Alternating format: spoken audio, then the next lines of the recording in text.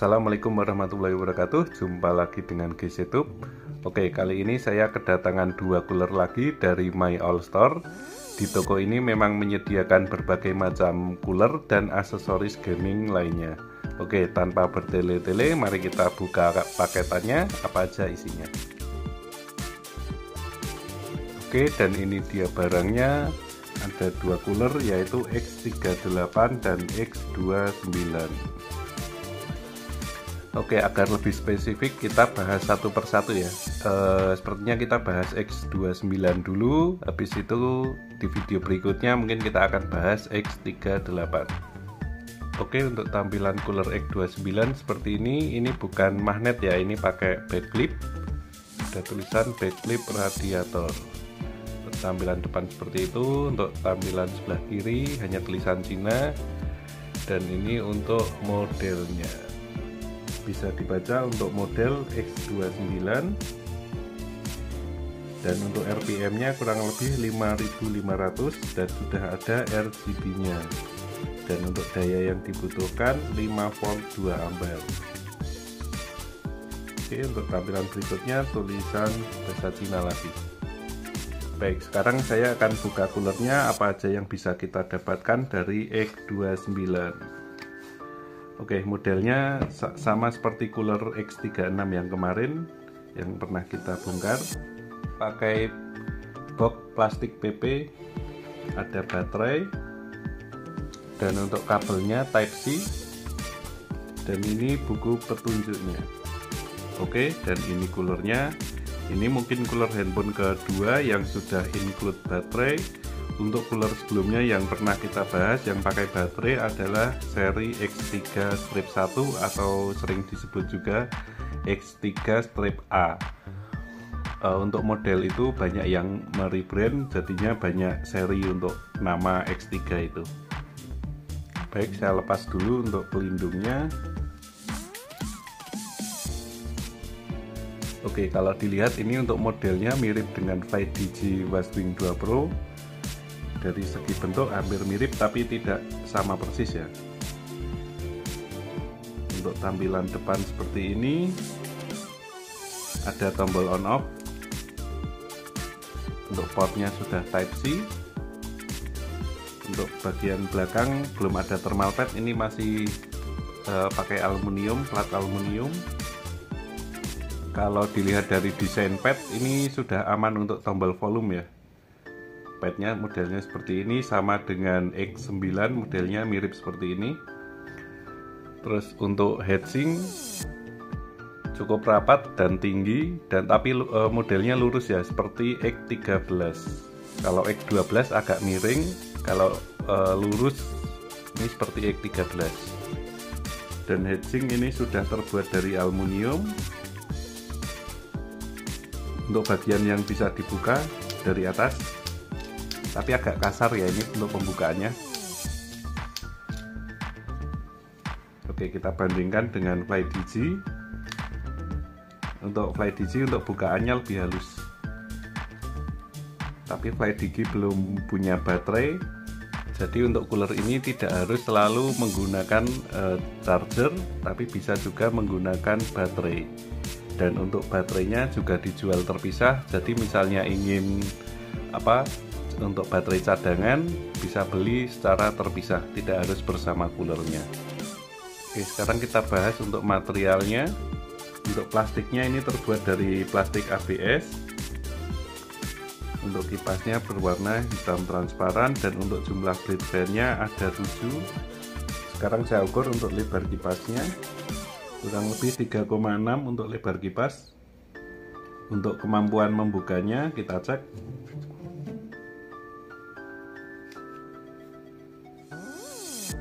Oke, untuk kemampuan membuka 8,6, kurang lebih 8,6 cm.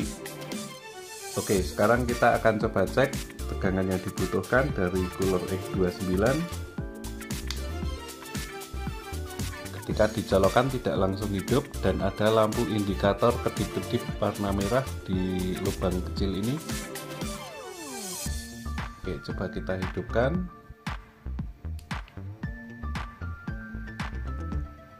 Untuk tegangan yang dibutuhkan kurang lebih 1,4 ampere.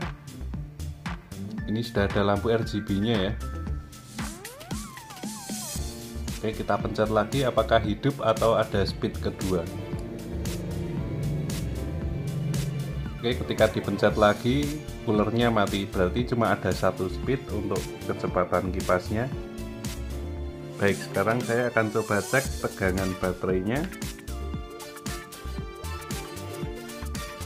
3,86, berarti ini baterainya belum full ya, kurang lebih isi 60%. Kalau full di 4,1. Dan untuk baterainya untuk mengecas harus ditempelkan di coolernya ya, soalnya tidak diberikan alat untuk mengecas secara terpisah, jadi harus pakai cooler ditempel seperti ini dan kita koneksikan ke tegangan dan berjalan di 0,4 ampere untuk pengecasannya. Oke, sekarang kita coba pasangkan baterainya ke coolernya. Oke, ini masukkan dulu terus digeser. Oke, udah. Batasnya ini ya, sampai indikator. Ketika sudah sampai ke indikator berarti ini sudah mepet. Oke, coba kita hidupkan. Untuk putaran kipasnya tidak secepat menggunakan colokan. Kalau menggunakan colokan suara kipasnya terdengar lebih cepat. Soalnya jika dengan colokan dia berjalan di 5 volt. Kalau dengan baterai dia mengikuti voltase yang ada di baterainya. Jika baterainya sudah habis dia berjalan di 3,6 volt. Kalau baterai penuh 4,2. Coba kita bongkar untuk baterainya. Untuk tipe baterai kita cek apakah benar 18650.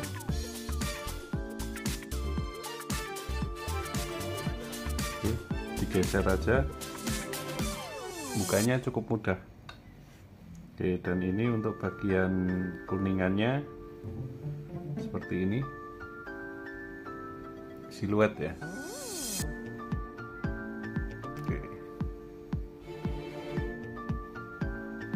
Oke, sekarang saya tes dulu untuk baterainya. Ini saya cas full dulu. Ini saya pakai charger Opus BT C3100.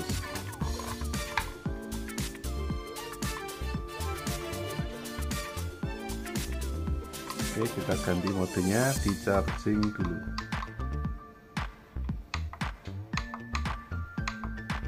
Biar cepat saya cas di 2 ampere. Oke, bisa dicek ini sudah full. Kita cek untuk voltasenya. Voltase di 4,17 volt. Jika dicas langsung ke cooler maka tegangan yang didapat hanya sekitar 4 volt. Jadi tidak full banget ya. Jadi kalau dilepas ini bisa sampai 4,17 atau 4,2 volt.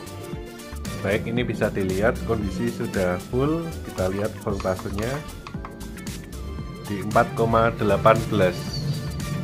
Sekarang kita akan coba tes kapasitas baterai. Kita akan discharger sebesar 1 ampere untuk pengurangannya. Kita cek kapasitas realnya.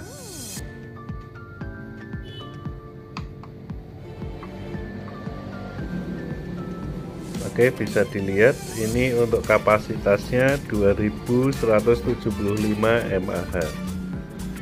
Kurang lebih 2200 mAh ini untuk kapasitas baterainya. Untuk voltase 3,26 setelah discharge. Oke, sekarang kita cek dulu untuk berat cooler ini tanpa baterai. Kita posisikan terbalik aja ya. Kurang lebih 62 gram jika ditambah baterai. kurang lebih 118 gram. Oke, sekarang di tahap pengujian kita akan tes cooler ini menggunakan baterai dan menggunakan charger.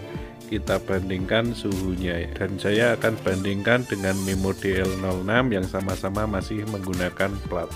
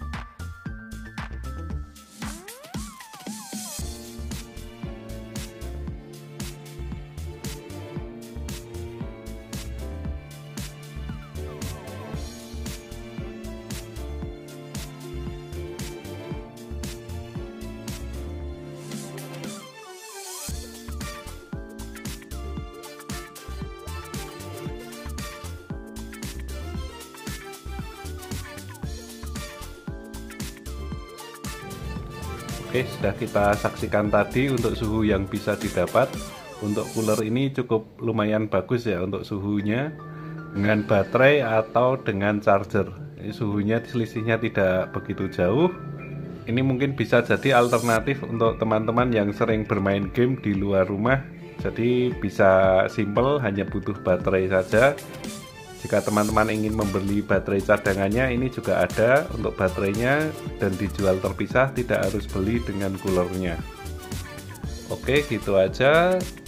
Jika mau ada yang ditanyakan, bisa tulis di komentar. Jangan lupa like dan subscribe. Terima kasih.